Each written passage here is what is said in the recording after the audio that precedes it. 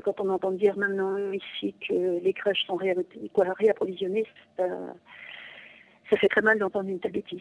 Je suis rentrée d'Haïti il y a jeudi dernier.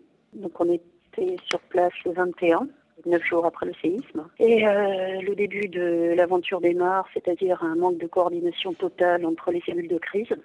Donc tout est plan des merdes. Alors, on il est s'agit de quelle arrivé crèche? Maison d'espoir. Confronté donc après 9 jours de séisme, on n'avait eu aucune aide alimentaire ni d'hydratation. Et donc là, bon, nous, on s'est occupé des enfants parce qu'il y avait quand même des problèmes de diarrhée, de déshydratation. Et ensuite, là, ça a été un petit peu les désillusions en désillusions. Des bilans qui ont été faits. On a eu 5 personnes différentes pour faire des bilans. C'est-à-dire que vous avez Et on vu a des tenté. gens de l'ambassade venir faire des bilans sur les besoins de la crèche, c'est ça? Ah ouais, ah oui, ça, ils ont fait des bilans. Et quels ont été Après, les ils ont dû perdre retours? les papiers. On a vu la sécurité civile qui nous a apporté de l'eau. Oui. C'est-à-dire en deux livraisons, ils ont dû nous apporter 70-80 litres d'eau, Oui. alors qu'il y avait quand même initialement plus de 80 enfants. Mhm.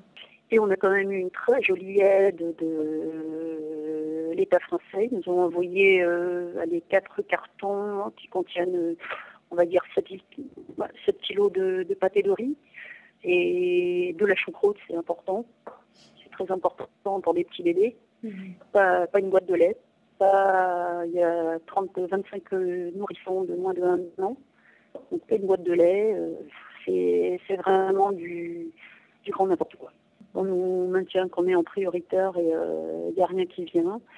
Donc nous, on a côtoyé des gens qui faisaient le tour de crèches, qui nous disaient que dans l'ensemble, peu de crèches avaient été approvisionnées. Certes, quelques crèches auraient eu des aides de la table, mais à plusieurs reprises, et les autres, rien du tout. Et donc nous, en partant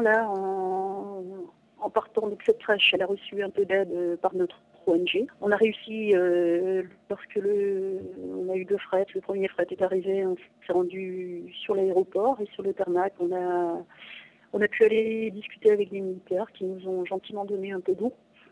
Heureusement, ils ont été très humains. Donc on a pu avoir un petit peu plus d'eau, mais la nourriture qui restait sur place est restée au soleil, quoi.